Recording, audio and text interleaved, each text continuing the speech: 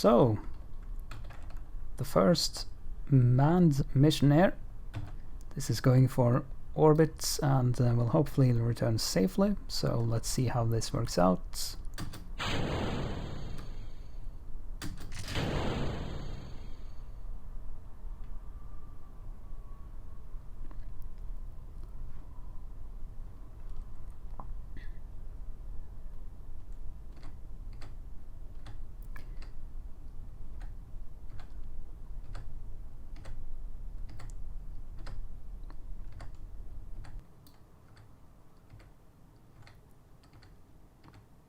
Probably could have turned more aggressively here. Well, that is what I said on the last attempt as well. Let's stitch the side boosters. Just keep it like this.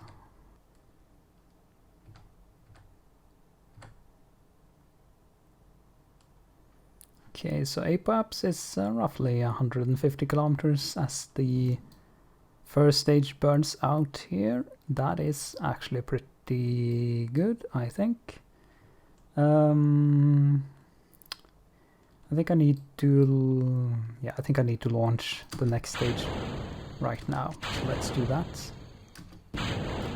Just because I need to have some time to apoapsis to work with for the final stage, which burns pretty slowly and has very low thrust to weight ratio. So okay, well, I got 3.5, almost 4, well, over 4 minutes, 4.5 minutes actually, to apoaps now. So, how much delta V do I actually need to get to orbit? Let's check that quickly. So, 738 meters per second from by the looks of it. So this stage don't have to burn all the fuel in this stage, even. So got quite a bit to work with there. So that means I could probably fire the next stage at 3 minutes to node. So let's try that.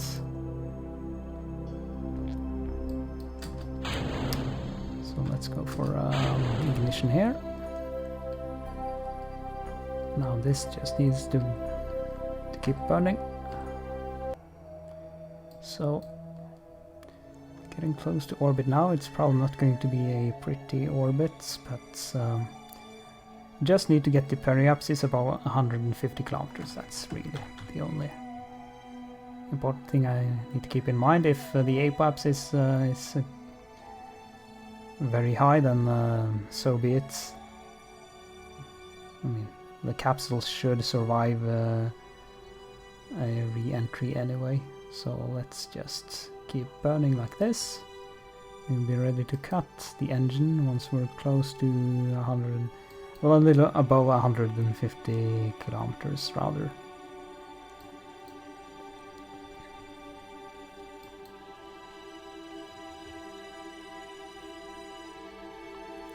So let's cut it there. All well and good. So there's a ton of missions I just completed from this. Right. Let's have a look down here.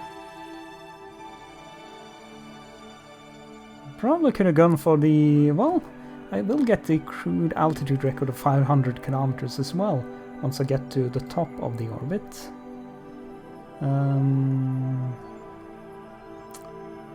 Right, so I guess I'm just gonna have to warp until I get to the apoapsis now. So, we're close to the apoapsis here. Can warp a bit more, I guess. And then we are ready to deorbit. Point ourselves retrograde. And then I should be fine if I lower my periapsis down to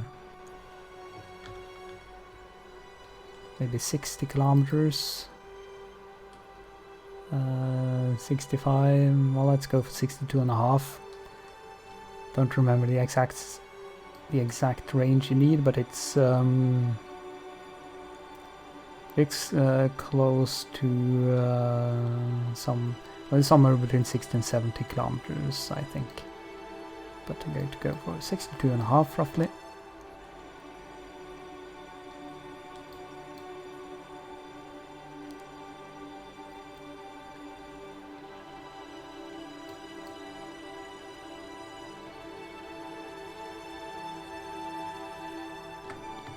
So, something like this, and now we just need to wait until we enter the atmosphere again. Okay, so let's get ourselves pointed retrograde again. Use the smart RSS to do that. So also make sure to transmit the data here.